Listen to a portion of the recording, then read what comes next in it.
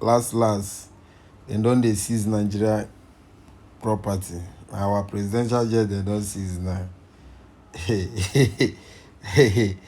Very soon the fee seize the China fee even seize the president self. Say we they owe them. You don't owe people money. If they see your property, they go to collect that.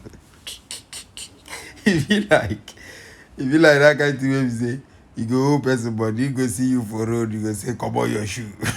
If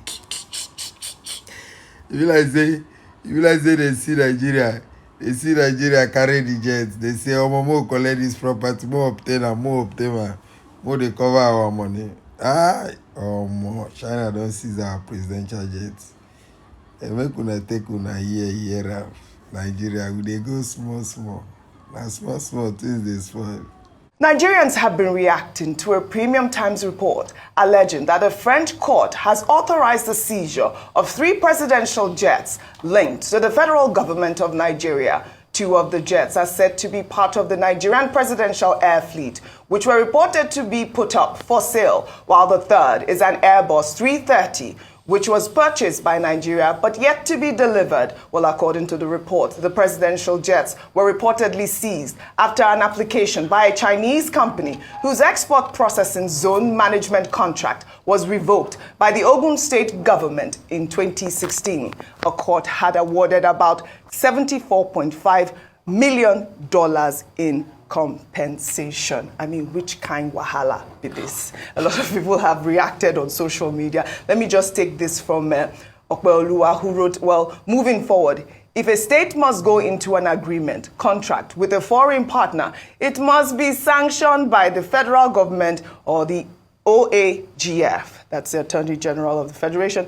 If the agreement must be cancelled, it must be with the explicit consent of the federal government and the OAGF. Which kind wahala be this? That was the tweet that I found. But the federal government at this point is having to, pay for what the state government has, accrued. But we need to hear from the Ogun State government as to the reason why that, Chinese contract was revoked. We also need to hear from the federal government as to what was supposed to have been done in order to avert this sort of embarrassment for Nigeria, according to the news that is being bandied around now. Yeah, this is an embarrassing story, and I have to give context that this happened in 2016, so it's not the current administration in Ogun State that's responsible for this. However, governance is a continuum. So whether or not it was in 2016, and this is why we keep emphasizing on leadership, because a decision made by a particular administration could have far-reaching effects even down the line,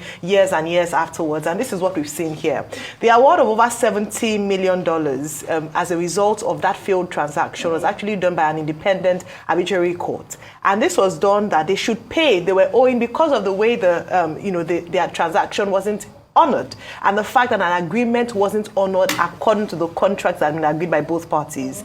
Years down the line, sometimes we feel that when it comes to judgment and courts, the way we do it anyhow in Nigeria, whereby you can choose to honor or dishonor a particular judgment, you can do it in international bodies. It's not the same anywhere. And so now these 3 aircraft are being held as almost collateral, and the judgment is that until Ogun State honors and pays the bailiff to the tune of about $76 million, they won't release the aircraft. And now the federal government is suffering from a decision and bad administration, bad judgment by a particular administration. This is not the only thing. Remember the P&ID case? We've had a number of cases like this where we almost bury our heads in the sand and then we have to pay years and years later for it. I can't imagine the interest that's accrued on this over the years, and now we are having to pay. Where is the money to pay for it, OG?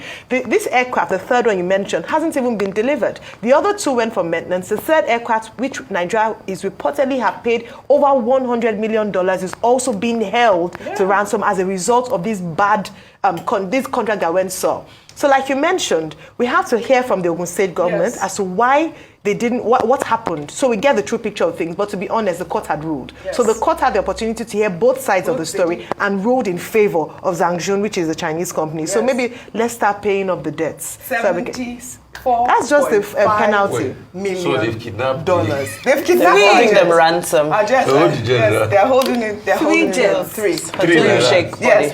Just like that, Rufai. Is it the president what they want to go and say? Well, we don't know. I believe one of them that they said that, has not yet been delivered is probably the one in contention. One of them.